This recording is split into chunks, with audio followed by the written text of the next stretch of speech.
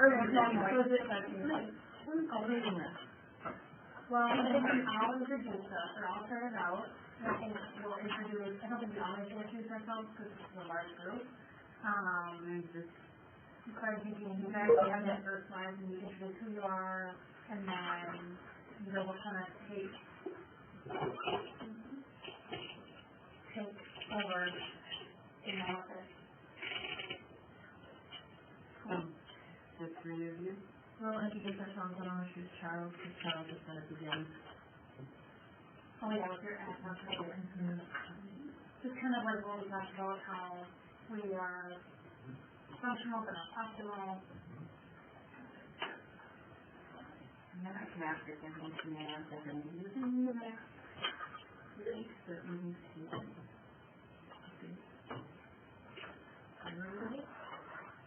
Well, it would be nice to know, but you're not ready. have a nice and fun. Yeah, do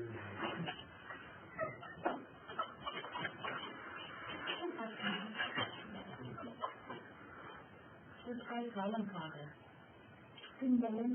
Simulation at, I just don't know it, Marine Park. Okay. Hello. Oh, hello. Pretty high now, this thing. Good, how are you?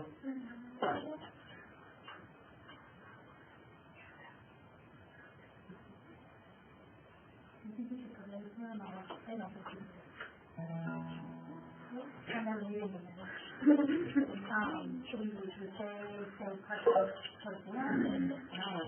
Let's just let them ask questions as we go, and if we think it's something we want to table, we'll say, you know what, we'll table that one. What? Oh, is that something wrong with me? Okay, what do we think? 1 o'clock? Yeah, that's fine. What's that? You got a Mr. Computer 5, thank you. Yeah.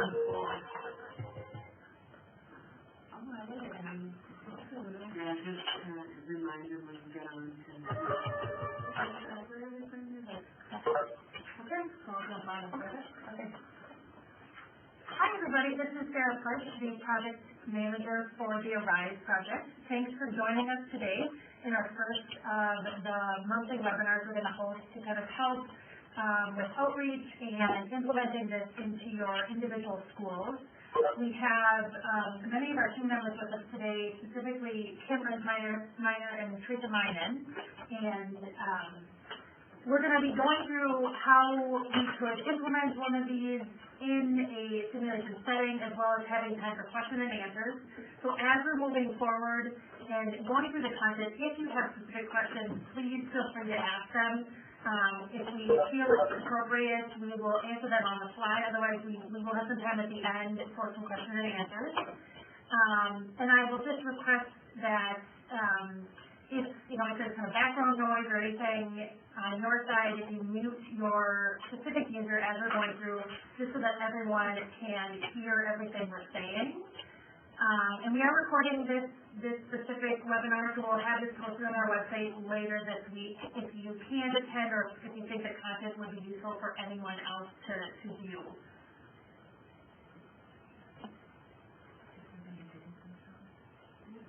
Let me go around and ask everyone, this is Kim Erzmeyer. Welcome again to our webinar. I'd like to just have all the callers introduce themselves so we get an idea of who our audience is today and where you're from.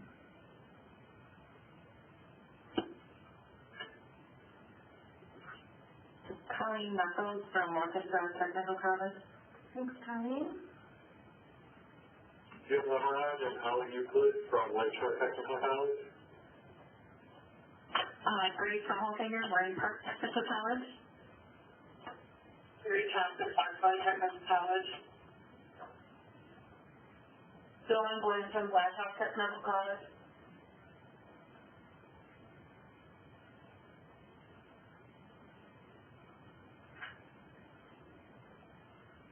Anyone else out there? Jerry Johnson, Nicollet College. Denise Poland, Madison College. United States Technical College. Jerry Johnson, Nicollet College.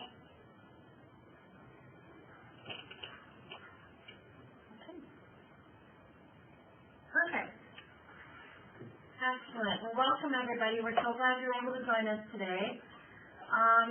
This is Teresa, by the way. There we go. So our agenda for today, we're going to walk through a few things. We're going to start with an ARIS app update with Charles. We're going to do a walkthrough of our ARISE documentation. We're going to talk a little bit about some of our successes and sticking points because we're hoping that we can help guide you guys with some of the things we thought worked well and some of the things that we learned along the way. And then we'll have some time for questions and answers like Sarah mentioned earlier. So we want to start off right away. I'm going to introduce Charles Leffingwell. If you can help kind of give us an idea of what's happening with the ARIS app and how that is affecting your programming right now. Hello, I'm Charles. Late in October, the ARIS people down in Madison will make the app software that we use to make these games, pushed out an update specific for iPads. Previously we were designing for an app that was used in the iPad, but it was designed more for the iPhone. So in order to accommodate the iPad making stuff larger, we had to put in our own code that made stuff smaller for the iPad. So when ARIS pushed out their new app designed just for the iPad, it ended up making everything very small. So this was a surprise to us that they were going to do this. We didn't know they were going to do this. We were kind of unprepared for it, so I got in touch with the developers down in Madison, and they were able to push out a revised application that made a lot of the stuff bigger again as a temporary fix. And pretty soon, probably next week, we're going to have a meeting with the ARIS folks to have a more permanent solution to this issue. So we're kind of stuck with the way things are temporarily until we find out what they're going to do. Once they decide what they're going to do, then we can make our scenarios look good again. Right now we have to stick with what we have. And so I won't have any more information probably for a week or so.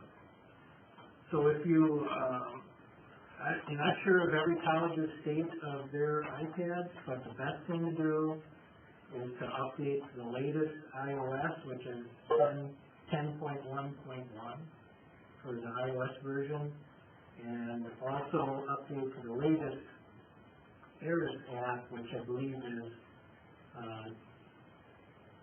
2.2.4. If you notice the app version on the App Store. Otherwise, I think the other way they have app named by when they were released, and so I think it's 2016 1031. 20161031 is the other name you might see for the app. So let your iPads update to the latest versions, and you should be pretty good to go until we're able to adjust things. And that's my update. Any questions?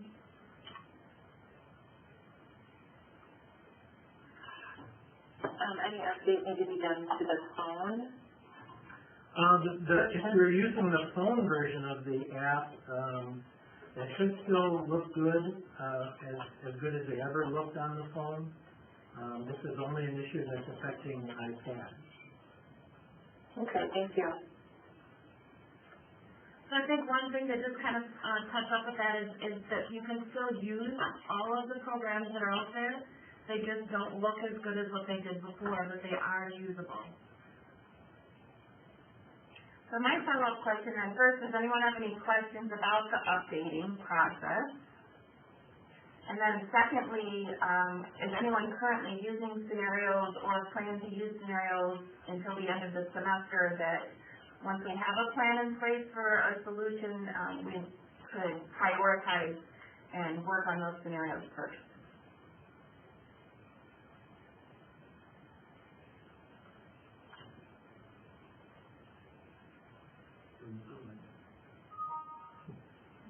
Okay.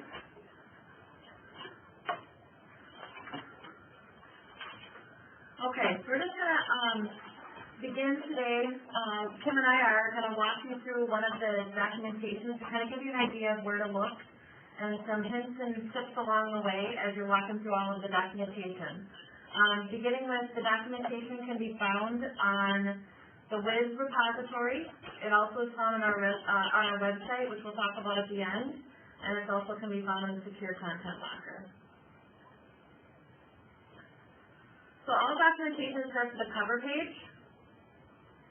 At the top, you can see this is what kind of helps guide you towards whether it's a simulation or a game. This is a simulation we're going to work on today. It goes to the skill focus. You can see up at the top, this one is pediatric pain management. It tells us the discipline, and then it tells us the level of the scenario. And this one happens to be level 2A.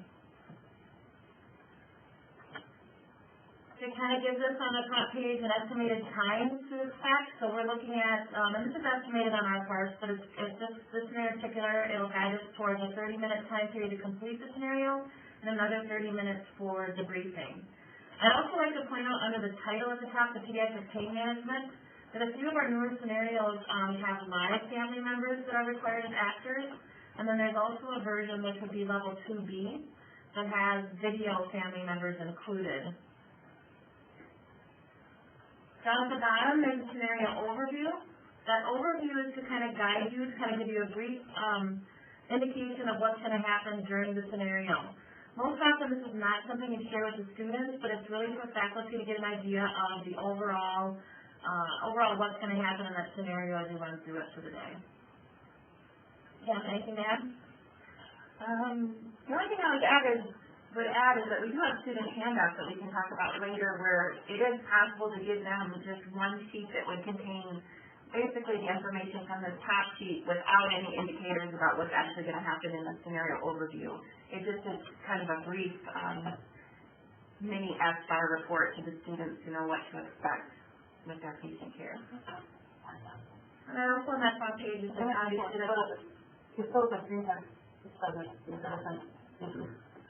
okay, I don't think that's right. It's a QR code at the beginning there. That's how we scan to get into the scenario. We include that on the beginning of each of the cover pages. Do you have any objectives? Sure. All the scenarios are aligned with the curriculum of that discipline. So in the learning objectives, we try to specifically lay out what's going to be happening during that specific scenario, and then we map it both to the program outcomes, in this case it's for nursing, as well as specific courses that cover this content. So some faculty I know are using some of the scenarios as classroom activities with a low fidelity type simulation approach using the Oscars that we talked about during training and QR codes. So that guides you to what courses apply under the curriculum mapping section. So immediately following the learning objectives and the curriculum mapping, we go to the simulation setup. And this is where faculty and the simulation technicians will really want to hone in on what they need to do in order to set up that simulation learning environment. So at the top of the page, it begins with the environment itself, and what we expect the environment to look out, how the patient should appear. For this scenario, there's a parent that is needed as an actor. It tells us what should be inside the room, outside the room. Occasionally there might be things like a crash cart required, or they might require contact precaution signs, etc. All that's listed there. And then below you can see the basic patient profile as to what to expect of the patient. Their date of birth, their age, their medical record number, etc. is all listed below. Right below that part, then you also go on to the equipment, supplies, settings, etc. So it's letting the simulation technician or the faculty know what is needed for that patient. So for this scenario, the patient is needing hospital gowns, there's no moulage, there's an ID band with a QR code, etc. So this is going to guide them towards what the patient should look like. It's also going to let them know what the monitor should be set at, and then what the simulator vitals are set for it. So one of the biggest misconceptions in the beginning was people not thinking they needed to set the simulator. If you're using a high fidelity simulator, it still needs to be set up and programmed in order for these scenarios to run. So this is going to give you an idea of what we're expecting the simulator vitals to be at the beginning of the scenario. And then right below that, there's going to be a list of supplies that we think you may need for the setup to work. It's going to be general supplies, whether they're optional or not, and then there's going to be some medications.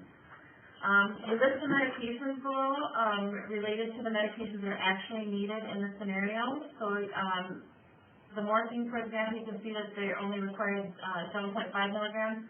But the actual QR code, when you scan it, goes to the 15 milligram tablet. So we did include what's actually scanning in the scenario.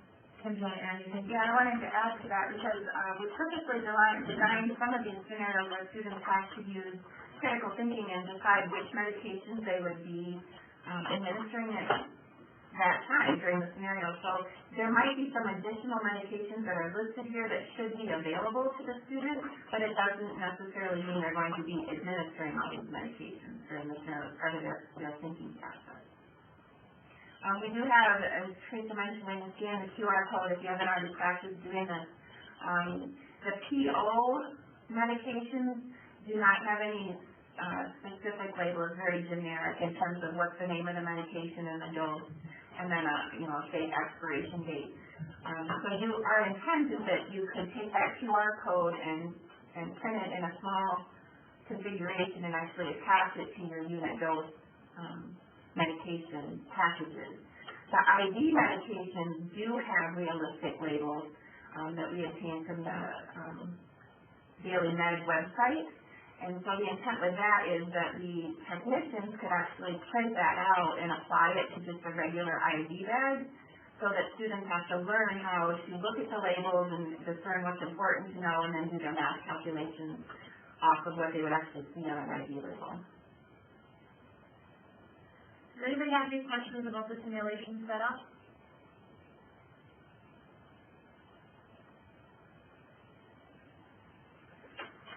Okay, and then the documentation immediately following are all the QR codes that are available in that scenario. So one of the things I think is really important for us to point out at this point is in order to make this as available and easily accessible as possible, all of the QR codes in the scenario are listed here. However, if you run the scenario like we've listed in the teaching plan, there are several of them that you probably won't need to use. And that would be the start code, your patient code, and your report code. We've included them there, so if you choose not to run the pre-brief like we've designed, where you start in a room with your students and you run through the patient video and you run through the report video all together as a group, if you choose not to do that, you could technically cut these out and perhaps use them in other places within the scenario. But if you run it like we do in the teaching plan below, you will not need to use those codes. The rest of them are all there for you.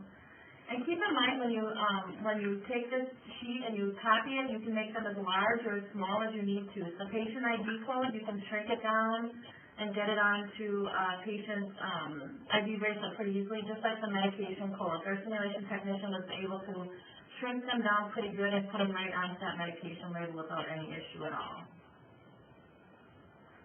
I just want to clarify the start code for a minute. You can use the start code on the first page of the teaching plan that we looked at originally, or this start code on this page. You're not going to use both.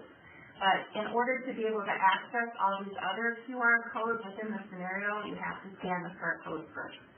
And so some instructors we've heard that are using the different scenarios in kind of an innovative way, like they might be using it in a first semester course more just for students to listen to report and discern what's important out of it and not do the rest of the scenario. So in that case, for that example, they would still have to scan the start code and then scan the report code in order to hear that report.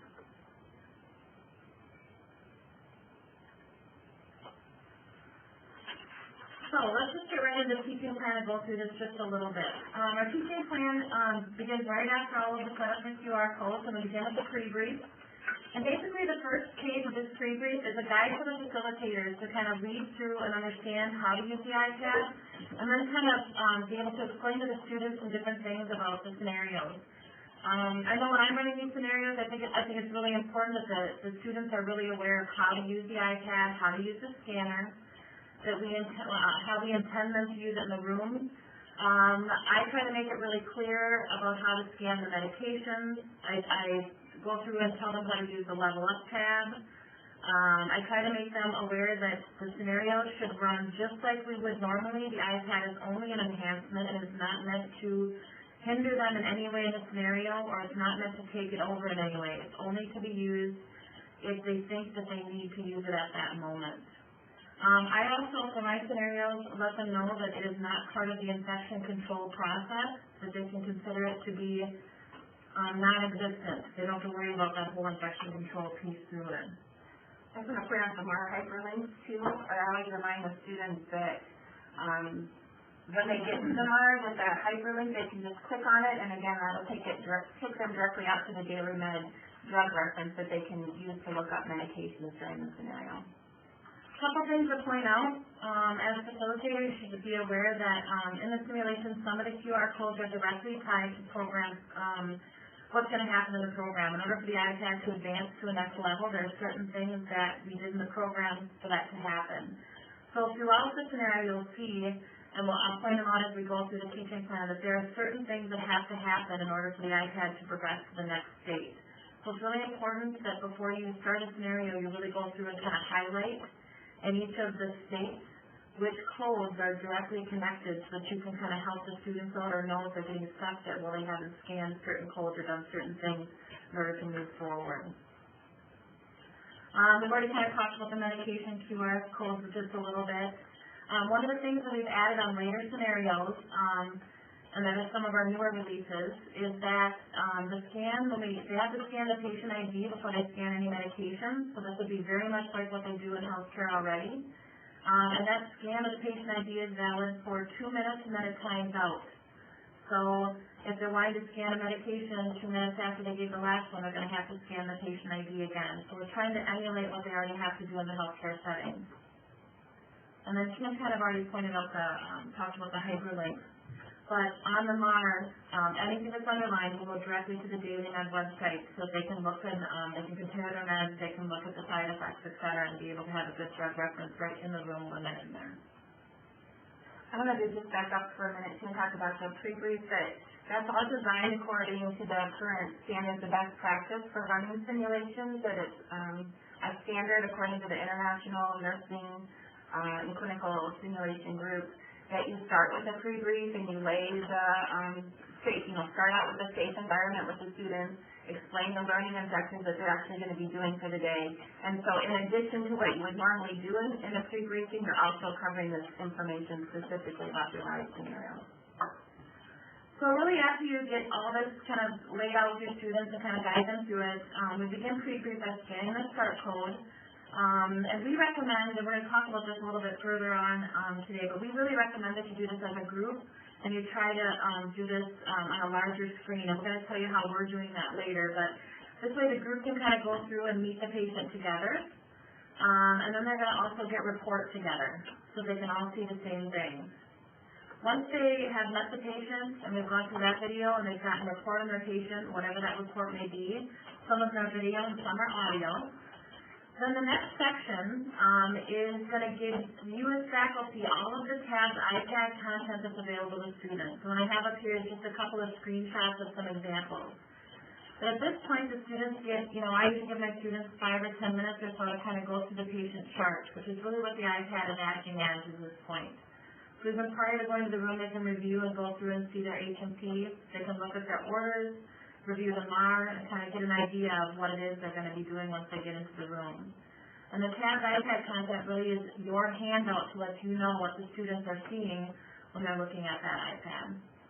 I also think it's great because, let's say for some reason there was maybe some technical problems that day and something wasn't quite working, maybe the Wi-Fi goes out or something happens, you actually could print these and use these and continue on with the scenario that you already planned.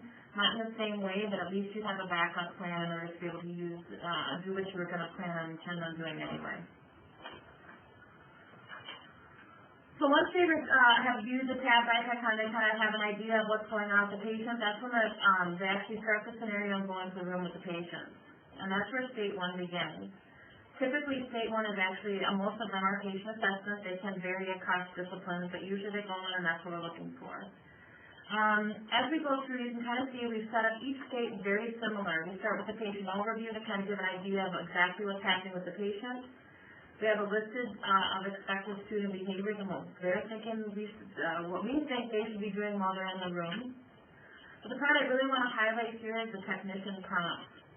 The technician prompts are what whoever running the simulation, what they need to do in order for the scenario to progress is what we think that they should. So in this situation, it gives them some patient responses and how they could, things that they might say, and obviously can vary from this, but it kind of gives an idea of what we're thinking should be happening in the scenario. It may also give us some idea for in different states, perhaps there is a physician phone call that's made. We tell the technician prompts would include what those orders should be, because those are the ones that are actually going to show up on the iPad later. But that section is going to be very helpful to whoever's running the simulation. And then just below this, we wanted to highlight if there's any actors that we think are required for the scenario to work correctly. This would be where those prompts would be. We kind of give an idea of what that actor should be doing and maybe a few things that they should be saying along the way. So whoever's playing the actor, whether it's faculty or another student or an actual actor, this is kind of a good hint for them as to how they should be behaving in each state of the scenario. I just have one more tip before you go on. Because these teaching plans get so long, one tip that we found is to use like colored little arrows or stickies that you can kind of tab along the side of your teaching plan so that the facilitator can quickly move between pre-brief questions, state 1, state 2, state 3, and then if you highlight the specific things that are required to level up, those are highlighted, which you're going to talk about next. Yeah, so at the end of each state, we have what we refer to, we call it leveling up, so kind of like a gaming aspect of things. But right after the technician prompt, you'll see the iPad, tab iPad prompts and content. What it's going to tell you is any of the things that need to happen in order for the iPad to advance to the next state. So basically it's telling us anything that can happen on the iPad that you know what the iPad is doing when the students do it, or as much as they can at this point. So basically it's saying that if they scan a medication and try to give it, it's going to tell them they can't in this state, and it's also going to say that after they scan the abdomen, the level 1 will automatically change to level 2. And really what that means is now the iPad can do other things that from a programmatic standpoint, that we couldn't do before. So we can add new orders, we can change settings within there. So that's kind of our way of making the iPad do what we need it to do. So just to kind of elaborate on that, these scenarios aren't static in any way with the different states that are going on or this leveling up that we're talking about. It allows it to be a dynamic kind of change in patient condition just like they would see in practice. So like Teresa said, the orders, the different chart forms are going to change along the way as different conditions occur and different orders are received from the provider. So another example of leveling up here is for this one, the MAR is going to change after the student scans the morphine. The MAR will change to reflect that it was given, and then it's letting you know that after the morphine is scanned that it will automatically change to level 3. Right below that, it's going to show a few new things that may pop up. So in this case, once this happens, we're going to have imaging appear. Sometimes the students will be alerted to that with a little flash that comes up, and other times they won't. And we feel that along the way, as the patients as students are taking care of their patients, there's a lot of things that result from the computer that students might not be aware of. So occasionally there'll be things like imaging that has resulted. So students kind of go through and look at their chart. They may want to go back and take a peek at it as they go through the different stages. So just like in the hospital, if they're waiting for results to come back and they don't necessarily get any kind of notification, that's what we're mirroring on the iPad, that they need to be constantly watching for results to return if they're anticipating results coming back soon. Any question on the leveling up and what happens?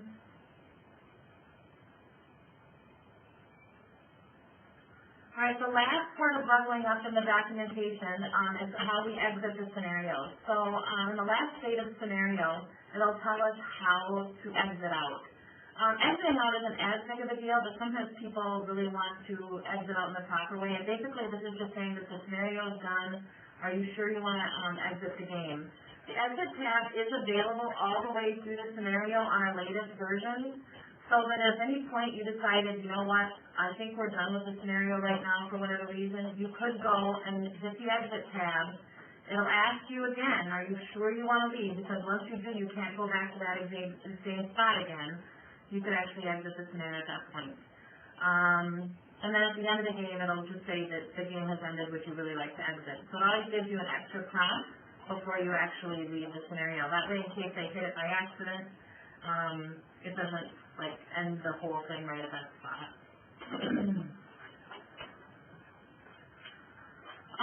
Okay, so then we want to go through debriefing and the survey just a little bit, but just know that in the debriefing, which we have quite a lengthy debriefing guide at the end of the teaching plan, that at the end of the debriefing, we're hoping that the students and the faculty will all take the survey. We've included the link here. There's a link to get to the survey as well as a QR code, so there's multiple ways to access the survey so that and it's also at the end of the scenario, so each student should be able to take that survey at one point. In all honesty, my recommendation, until we get a better way to do this, to have several copies of this in the lab so that students can just automatically copy and paste that link and do it before they leave the simulation debriefing area, because once they leave, we're pretty sure that nobody's probably going to go back and complete that survey. So if we can really get them to do it before they leave, that would be great. So having 10 to 15 of these kind of laying around so students can use them would be great. So each student could use a separate iPad that way too and scan this code that's provided on this page. This code will not work within the ARIS app. It's used, you have to use a regular QR code reader in order to fill out the survey. But we do ask that every student that's participated please fill out the survey so we get lots of student feedback as well. Yeah, we'd like individual survey results. And it doesn't take long, just a couple minutes. It's pretty simple and easy for them to do. And then we also want faculty to do it as well. And the debriefing, as Teresa said, is usually pretty extensive. Again, it's following the best practices of debriefing. So it always starts with what's the student reaction and what allows them to emotionally vent. And then it goes through the different learning objectives with suggested questions that can be asked according to each learning objective.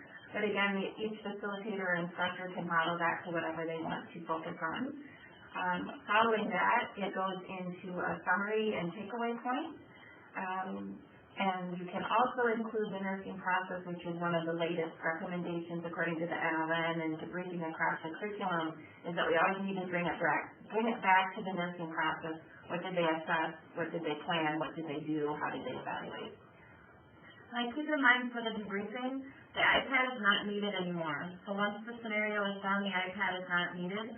So if there was ever anything within the debriefing that you wanted to go back to review, you do have your teaching plan that has copies of the MAR, has copies of the HMP, and different things that you could go back and reference at that point if you needed to. All right, successes and sticking points. Is there any question on the documentation of any part before we move forward?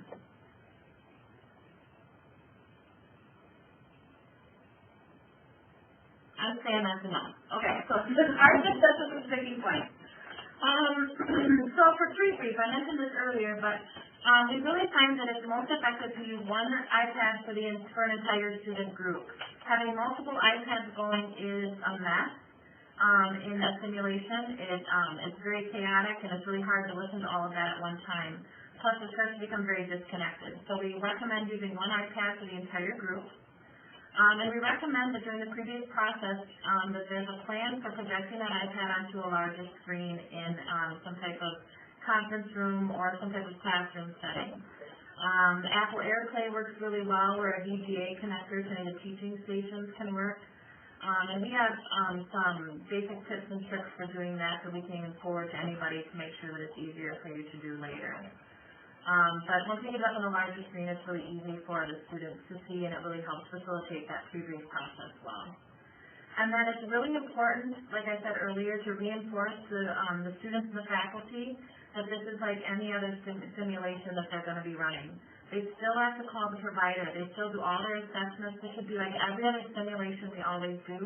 The iPad is an enhancement to that simulation, and it shouldn't take it over, and it shouldn't be a hindrance in any way. They should still continue to function in a scenario just like they would normally. Is there anything to add to that? No, I was going to say that's one of the misconceptions. Like if you see a question on the iPad, have you called the provider? It doesn't take the place of calling the provider. It's just checking has the student actually called, and now we can move forward with the new orders that were received. So. So during the scenario, some of the things that we're working on and that we're still experimenting with is that we've noticed that it is kind of frustrating from a faculty perspective to not be able to see exactly what's happening on that iPad. If the students have it in the scenario with them, you can't really see what's going on. So we are experimenting with projecting the iPad onto a faculty workstation and kind of airplaying it during the scenario. We haven't completely figured that out yet, but as we kind of move forward, we're going to make sure that we get back to everybody on how that works, so that you can understand maybe that process. So we're going to project it onto a kind of a mobile workstation and run a few scenarios that way to see if it actually enhances what we're doing, because that is something that we know that we've had a frustrating time with, and we know how to run the scenario as well. So we're going to see what that looks like. And we find that at CDTC, especially in the nursing program, because we a lot of times have 8 students at a time running through a scenario. So you might have 2 in the room and 6 sitting outside the room trying to follow what's going on. And that's where we found that by projecting it onto a larger screen, the observers can actually see more of what's happening. General things that I wanted to run through, it would be really good to run through a scenario or two in the area that you plan on running them prior to doing this. Kind of just run through them quick, including connecting them to your AirPlay and the larger screens, you know, playing the videos, scanning some codes, making sure that it works well. We've noticed here at CDTC that we had some Wi-Fi issues. We might have to increase the capability of your Wi-Fi in order to get them to run correctly, and for the videos to play right in certain areas.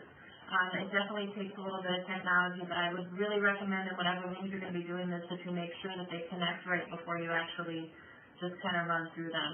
And it also helps just kind of running through them quick to kind of get an idea as to which codes need to be scanned and how everything kind of falls through. It really helps the scenarios a lot. These are definitely not something I would pick up cold and just say, oh, today I'm going to do it without having to run through it, for sure. And the other thing is, keep in mind that technology fails. We all know this. It happens often. So I really think the documentation can be used as a good backup plan. I think it's always good to have a backup plan because that could happen when the Wi-Fi goes out, or maybe the AIRS app goes down like it did the other day, or something could happen. So, you know, having a backup plan and how you're going to function with this should, you know, you have your documentation as a backup, you can print a chart quick and kind of move forward from there. Anything else, Jen? No, those are kind of our tips and tricks so far for what we've run probably 15 scenarios so far between nursing and respiratory therapy students, and so these are just little tricks that we found have worked well with the different student groups. So right now, we want to really open it up to your questions to kind of figure out if there's any other things that you guys are wanting to know, or things that we can kind of highlight and kind of troubleshoot for you.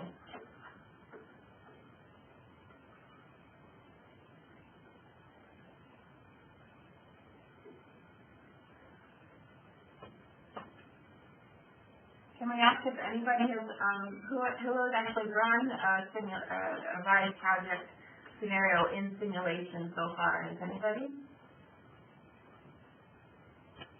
This is Dawn from Blackhawk. We are running the child pain management one. And is that the original? Yeah. Okay. And then you got our email yesterday regarding that. Yeah. Okay. Yeah. So we're running it in second semester nursing. So they do level 1 and level 2. And how has that gone? Have you noticed anything that has been problematic along the way? I think the biggest thing is because it's the old one, people get lost in all the scanning that they have to do. We're really looking forward to the new one. So what we've done is we've taken, there's 2 technicians that actually run it at the same time. And we take 1 or 2, we usually take about 2 students through at a time. They work together. And the other group, they don't necessarily watch. They're doing, she's doing something else with the instructors. And so then when they get done, they all debrief about the same one. So everybody gets to experience it. And then they wait, and then we tell them they've moved up to the pediatric floor, and then we give them 2 pediatric patients to manage, and that's when they come back. Well, he, it's a he name there, comes back, Preston comes back, and then they have to take care of them post-surgical. So they take care of them down in the ER, and then also post-surgical. And that one we would just run as a regular SIM. The students really like it, but like they said, they get lost in the scanning portion of it. So I think once that's fixed, I think we're really looking forward to using it. So we're excited to hear your feedback too, because now in level 2 we've incorporated some family dynamic issues that fit with health promotion and teaching. So let us know. We definitely will. Because we're starting to use more and more actors in our simulation. Good. Jeff, I think your mic wasn't working at first. Jeff, I think your mic, let's try that again and see if yours is working. It sounds like you're running some of these scenarios. Hello? Hi, there we go. Okay, all right. Yeah, we use for the therapeutic communication, we won't actually run a simulation. We use the hearing voices as well as we have our own deaf and dying simulation that we run. And then we utilize the therapeutic communication ones after that during the debriefing session to kind of reiterate the proper way to do the therapeutic communication. We started using them, but as Don mentioned, some of the protein-ness in the earlier versions that we had some difficulty with, so faculty were kind of waiting until more of the easier to use type of simulations were available. Sure. And just so you know too, Jeff, we recently released our updated end-of-life simulation scenarios. I don't know if you've had a chance to look at those yet.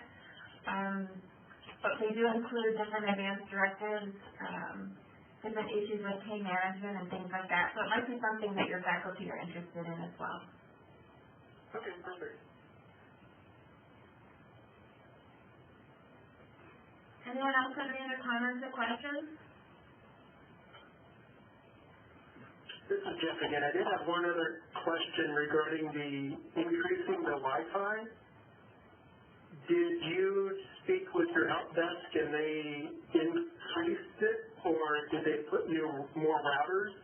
They had to put another router. Yeah, they had to put another router, and we had, what we discovered was we had excellent Wi-Fi in our room where we use for pre-briefing and debriefing, and then once they moved the iPad out of that area into one of the simulation rooms, it was kind of a black hole.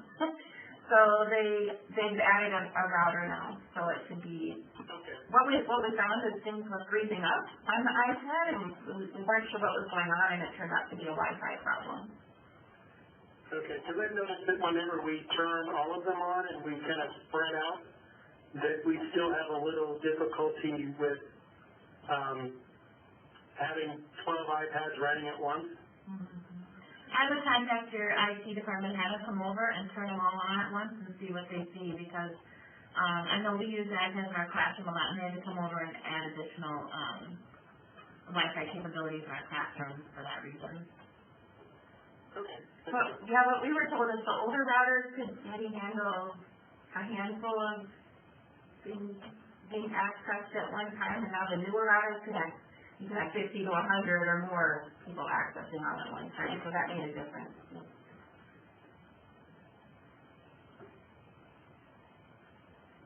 This is Donna again. Once you guys have that updated, which will be updated by about February, the pediatric one? The pediatric one is actually available now, and it has been. We just haven't really published it.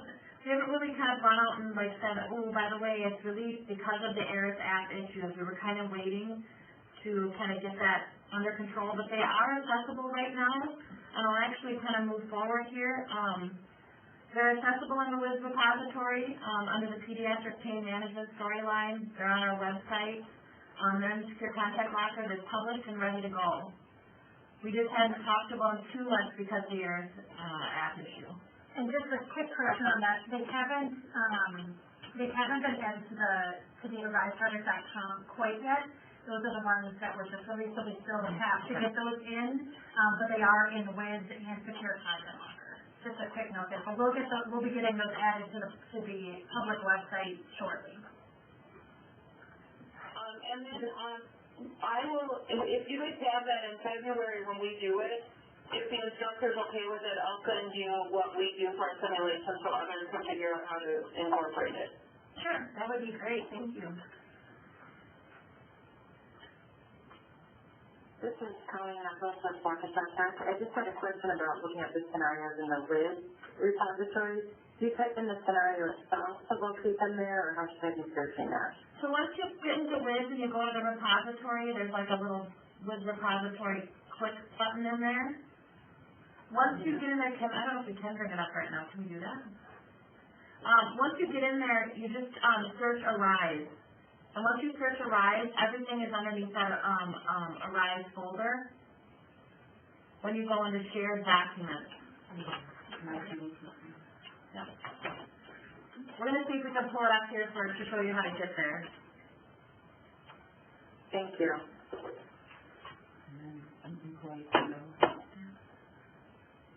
And then tools over there, right there. And then WIZ.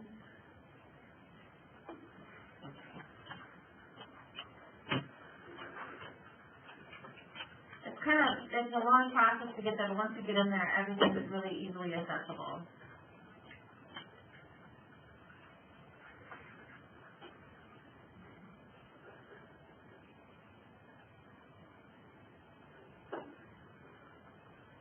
So here's the repository login. And then up here under search, I'd like to access it that way. Thank you so much. okay. Awesome. I'll just finish so that I can visually see. And then once you click on this,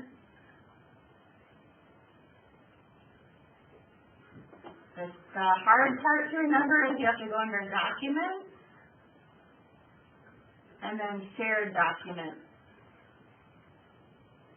And once you do that, then you'll see all the folders organized by storyline. And then you'll see the different levels posted according to that. While we're in here, maybe can we please take a quick second?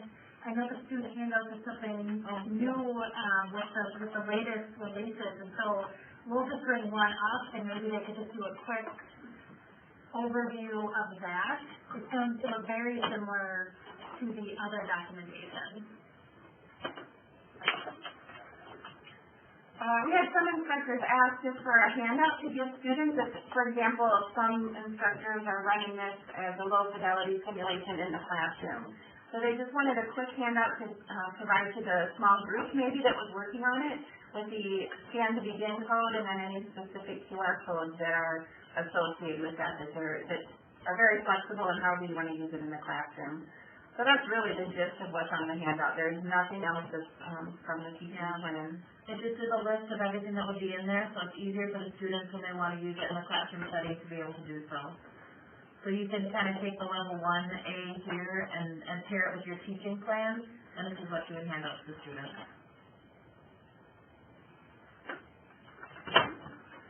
Does anyone have any other questions or anything else they want to add?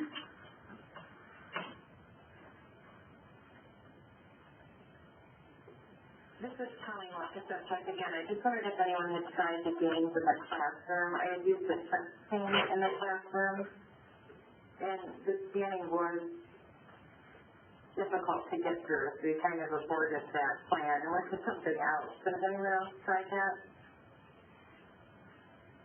We have heard that on our wish list, I guess, as we move forward with case studies, we're thinking that might be a place to address that, and that there would be minimal scanning for actual classroom use, so that you can start with the initial start code, and then all the QR codes are available for use, but there's no actual tie to what's happening on the iPad. The problem with going that route would be that the chart forms would all be very static. You couldn't actually move forward by doing that. Another option to brainstorm would be to use like a facilitator code to always move forward between states, so that any time you could quickly scan the facilitator code and move on, so you don't get stuck with doing anything. So that's kind of feedback. Thank you for sharing that, because that's very helpful as we move forward. We really want to start creating more case studies, and it's good to know that those are kind of stumbling blocks for people in the classroom. Thank you, I appreciate that. So this is Sarah again. I'm going to take just 2 quick minutes here, and walk through the website. The website is a work in progress, and we're continuing to add functionality and enhance what's going on. So it's not optimal right now, and it may be a little clunky, but we know kind of some of the downfalls there, and we're working to fix and make them better. But this, we're hoping to make this an area where we can truly have as a resource for you and the faculty to learn about what the process is, who we are, updates about what we're doing and what we're working on releasing. Finding help if you're having issues and you can't necessarily get in touch with one of us right away. We're also writing blog articles about how to incorporate this into the classroom and some technical aspects and different roadblocks along the way that we've overcome, and maybe ideas there as to how you could overcome different things within the simulation setting. There's also a help section which we're working to build out, but if there's any, in this case we're notifying people of the known app issue, but there's frequently asked questions, and again, we're kind of working on building that out. There's the contact us section, which has a short form, so if you have a question or if there's a technical issue that you're noticing, this is a great spot. Our whole team gets notified, and we will work to get back to you as quickly as possible to figure out what's going on or how we can help, or if you just have a good idea of something that you would like to see that we work on, this is a great way to get in touch with us. And then as we've mentioned, this is a location that you can find the software, and admittedly it's not apparent, and so we're going to work on correcting that. But if you have faculty members or deans, whoever it may be that wants to see the teaching plan, it's a quick login process, so you have to create a username and password. It's fairly straightforward, and I'm trying to think of what my username is so I can log in. I'm going to let Kim log in here, just so you can take a peek at what that looks like. It's going to have the same content that WIDS and your Content Locker has. It's just going to be one additional place to get that content as you're out and about or wherever you may be. So as you log in, you'll see a new tab in the top navigation bar that's called Teaching Plans once you've logged in. And from here you can see what the content is and find whatever level you may be looking for, and it will download automatically, so you can pull it off the site and print it off or save it to your desktop or wherever you may need it, and then use it from there. So like I said, we're going to work on making this a little bit more user-friendly and a little bit more apparent as to where that content lives. But in the short term, that is how you can access that information. We really wanted to decrease the barriers for whoever wanted to look at teaching plans, so you didn't have to try to find someone to log into Secure Content Locker. You didn't have to find your way around WIDS, that you could quickly go to this website. So we hope that this is helpful in the future for all the different faculty at your colleges. And I apologize, I just lost my access. What is the website?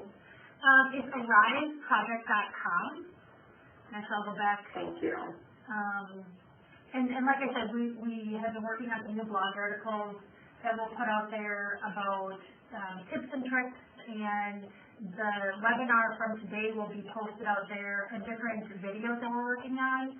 So training videos, for the syntax, for the faculty, we're kind of working on some media there that will help as we're implementing. But if there's ever a question or you ever have something that doesn't make sense we do encourage you to reach out to us directly, and we can help figure out what's going on. And then on the website as well, is there an area where they can ask to get updates from us? Yeah, sorry, I forgot about that section. In the bottom portion of the website, there is a newsletter sign up. So this would be a spot where when we're releasing new content or we're working on doing a curriculum gap assessment. So where could we be making some improvements on what type of content we're putting out there? We'll be sending out updates and questions and kind of some content via an e-newsletter. So if you have any interest in signing up and staying up to date with what we're doing, you can sign up and receive our newsletter. We promise it won't come out every day and it won't bog down your inbox. They'll kind of just be updates and what we're up to. I also wanted to plug, I guess, our latest video that will be loaded up shortly. It's already on YouTube, I think. It's a training video that we just put together, probably about 5-minute video that shows us going through these scenarios in action with students. So if you'd like, you can use it as you train faculty and show them how we visualize this pre-briefing process and then how the iPads are actually used in simulation and then how debriefing is done. So that will also be added through the website shortly. Yeah. So we're just about at time. Does anyone have any additional questions or comments for us? This is Jeff again. How do you reset your password on the Arise Project website? I believe there is a forgot my password. Because I will never be able to remember the password that I was just given. Sure. Actually, same time, right away, it was this morning that, lost your password. There's a lost your password. Teacher, I'm going to go back, and I just logged Kim out. If I go back into the login, there's a lost password. And so whatever email you used to set up this access, it will send you a link to reset that. Okay. And when I clicked on the link, that's what happened is it pre-populated the password with Lord knows how many letters and numbers. Yeah, that's what I went ahead and clicked thinking I could go ahead and change it inside instead of changing it to something that I needed. So I just typed over the top of that box and then it saved my password. Yeah. Will do. Thank you. Well, thank you all for joining us today. As always, feel free to reach out if you have questions or comments. And we will be setting up another one of these, hopefully before the holidays, but sometimes life can get a bit hectic. So watch for emails from Blair about those. And if you have questions or topics that you would like covered in a session such as this, feel free to jot those notes onto us as well. Thank you. All right, thank you, everybody.